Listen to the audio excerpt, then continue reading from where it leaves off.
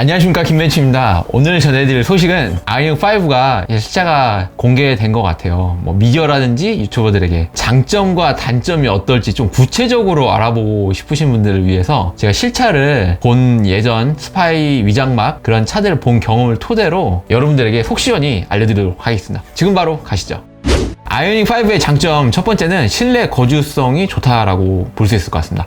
뽑은 이유가 태생 자체가 CUV입니다. 이게 SUV는 아니지만 다른 전기차 대비 조금은 실내 공간에서 유리할 수밖에 없죠. 1열에서는 대시보드를 앞쪽으로 밀고 전기차 전용 플랫폼을 썼기 때문에, 그리고 센터 콘솔의 암레스트 전후 길이가 좀 작죠. 그래서 운전석하고 조석 이렇게 이동하기도 좀 편하게 되어 있고요. 그래서 넓은 느낌이 들어요, 기본적으로. 그 다음에 1열의 도어 윈도우 사이즈도 전후 길이가 좀 큽니다. 기존 그랜저 대비 한 5cm 정도 크니까 개방감이 더 좋을 수밖에 없는 거죠. 그리고 SUV보다는 약 4cm 정도는 좀 작거든요, 전고가. 대신 이제 1605mm 정도라고 해서 기존 코나 EV보다는 약 5cm 정도가 큽니다. 근데 EV6는 약 8cm 정도가 아이오닉5보다 더 전고가 낮아요. 예전에 제가 실제로 봤을 때도 그렇게 느껴졌고, 그래서 아이오닉5는 좀 더 실내 공간이 좀 활용도가 높다 볼 수 있고요. 2열 공간도 윈도우 전후 길이가 거의 그랜저보다 약 9cm, 10cm 정도 수준으로 좀 길었습니다. 그래서 이런 부분 감안했을 때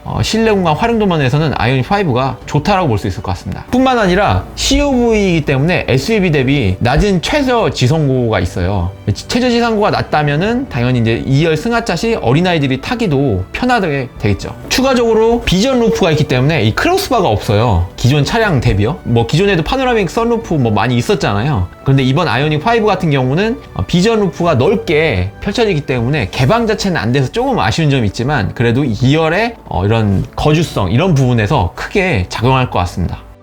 두 번째 장점은 전기차 자체의 장점이라고 볼 수가 있는데요. 기본적으로 충돌 안정성에서도 좋습니다. 측면 충돌 안정성은 배터리가 바닥에 깔려서 보호하기 때문에 강성에서 유지를 하기 때문에 좋고요. 네, 전면에서는 이런 크럼플 존에서 충격 흡수를 하기 때문에 에너지를, 그래서 이런 부분에서 장점이 될 수 있고, 배터리가 바닥에 깔리는 전기차 전용 플랫폼을 썼기 때문에 주행 안정성, 코너링에서도 접지력, 그립력도 좋고요. 그 다음에 전복됐을 때도 상대적으로 전복이 덜 되게끔 유리하죠. 이런 부분은 사실 기본적으로 이미 공개된 테슬라 모델 3라든지 모델 S 이런 차들이 다 안정성이 더 좋다, 내연기관 대비 거의 역대급이다 라고 해서 미국에서 공개된 자료만 봐도 알 수 있습니다. 그리고 전기차이기 때문에 이 모터의 기본적인 특성상 정숙성이 있어요. 저속 구간에서 정숙성도 있고요. 하이브리드를 타보셨다면 많이 느끼실 것 같습니다. 그리고 모터의 토크 자체가 저속에서 쭉 이어진 토크이기 때문에 내연기관처럼 이렇게 굼뜬 느낌 이런 게 없을 것 같아요. 모터의 추력이 기본적으로 받쳐주는 거기 때문에 쭉 이어지는 퍼포먼스가 동일 마력의 내연기관 대비 좀 더 높다고 볼 수 있을 것 같고요. 이 부분은 실제로 타보면은 많이 느끼실 것 같습니다.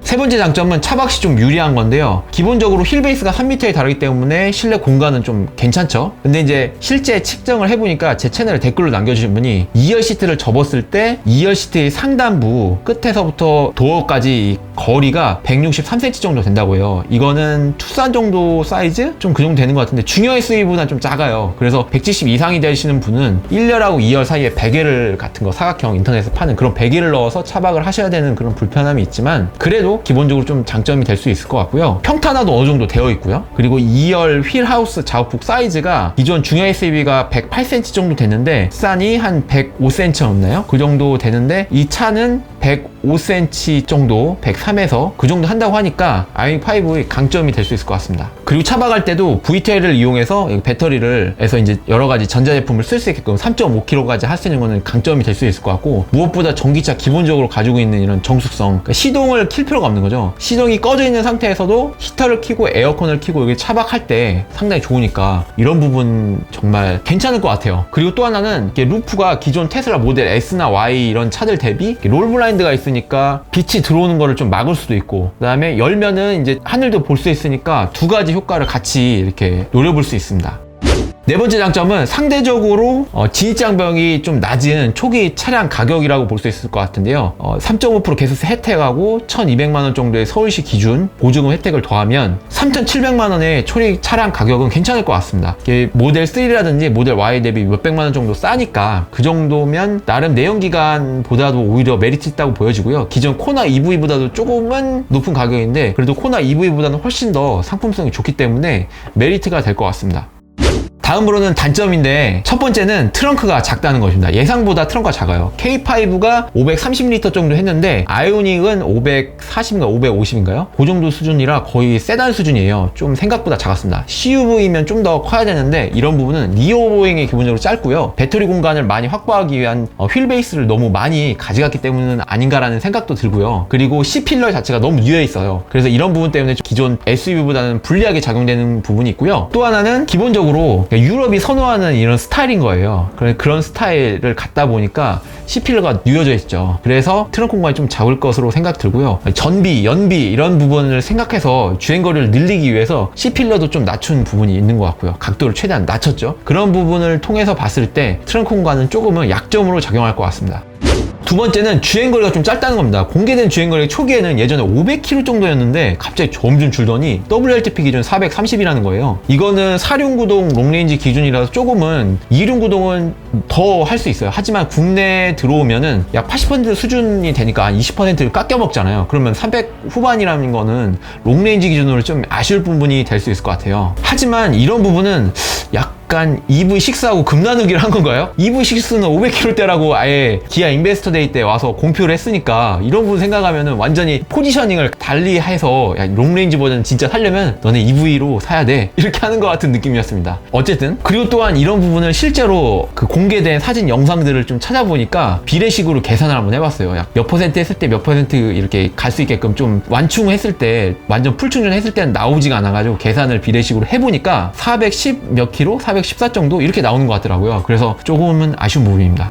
세 번째는 실제로 이게 분명히 느끼실 거예요. 이제 언론에서도 많이 공개된 부분인데 수리 비용이 생각보다 많을 거라는 겁니다. 수리 비용도 많을 뿐더러 수리도 좀 어려울 수 있어요. 왜냐면 이게 비용이 많이 나오는 첫 번째 이유는 모듈 단위로 이렇게 수리를 하기 때문에 부품값이 좀 상대적으로 높게 책정이 되는 겁니다. 이것만 수리하면 되는 게 아니라 이것만 고장났다고 해서요. 그거와 관련된 주변 부품도 같이 이렇게 교체를 해야 되는 겁니다. 그래서 이런 부분이 좀 아쉬울 수 있고요. 또 하나는 기본적으로 깔려있는 전기차 전용 AS 센터가 많지 않고 거기에 소속된 이제 기사들도 많지가 않고요. 인프라 확충을 한다고 지금 발표가 나 있죠. 그리고 기본적인 전용 전기차 플랫폼에서 나온 이게 첫 차이기 때문에 수리를 하기 위한 원인을 찾기 위해서는 기술적인 데이터가 쌓여야 되는데 이런 부분이 아직 많이 확충이 안 돼 있다는 거예요. 뭐 코나 EV, 아이오닉, 그다음 니로도 많이 있지만 그거하고는 다른 좀 전용 전기차에서 나올 수 있는 그런 문제들은 아직 근본적인 원인을 빨리 찾기가 축적된 데이터가 적으니까 이런 부분은 조금은 불편을 느낄 수 있는 대목이 됩니다.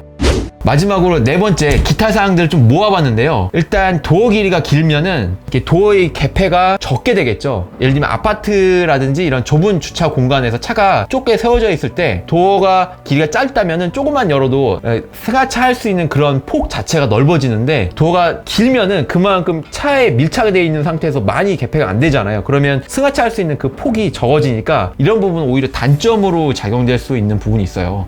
그래서 휠베이스가 길다고 해서 무조건 좋은 건 아니다라는 부분을 말씀드리고 싶고요. 차량 색상이 이게 플라스틱 같은 느낌이 많이 나는 거예요. 그래서 도색이 되면은 이게 스크래치가 나잖아요. 휠하우스 크레이딩 같은 경우는 스크래치 나가면 플라스틱 원료의 원재료 색이 나타나기 때문에 흰색 차 같은 경우는 검정색으로 나오고 스크래치가 조금만 나도 관리하기가 좀 힘들 수 있다는 부분이에요. 그래서 기존 SUV들은 도어 크레이딩 같은 경우는 플라스틱을 부식을 넣어서 했기 때문에 조금은 유리할 수 있는데 이런 부분은 휠하우스 크레이딩에서 포인트를 줘서 차량이 좀 더 퍼포먼스카 느낌, 이렇게 휠하우스가 또 크레이딩 두께도 기존 한 7cm 정도 했었는데 이게 9cm 정도로 2cm 정도로 늘렸잖아요. 그래서 포인트가 되는 디자인 요소긴 한데 오히려 장단점인 부분으로 작용할 수도 있을 것 같습니다. 그리고 또 단점이라면 차량 가격을 낮추다 보니까 내부의 소재를 천을 좀 썼어요. 1열 시트 뒷면을 보면은 천을 써서 밝은색 시트를 선택을 했을 때는 2열에 앉은 사람이 예를 들면 카시트에 아이가 앉게 되면 발로 이렇게 시트를 문대게 되잖아요. 그렇게 되면은 시트가 오염이 되는데 이게 천이면은 세척을 하기도 어렵고, 인조가죽 같은 경우는 이렇게 걸레 같은 걸로 좀 닦으면은 세척도 하기 쉬운데 이런 부분이 좀 아쉬울 수 있을 것 같고, 투싼 같은 경우는 측면 도어 같은 경우에 천을 썼거든요. 아이언 5도 천을 일부 이렇게 좀 포인트로 주었더라고요. 그래서 이런 부분은 오염에 취약할 수 있어서 단점으로 작용되지 않을까라는 생각도 조심스럽게 예측을 해봅니다.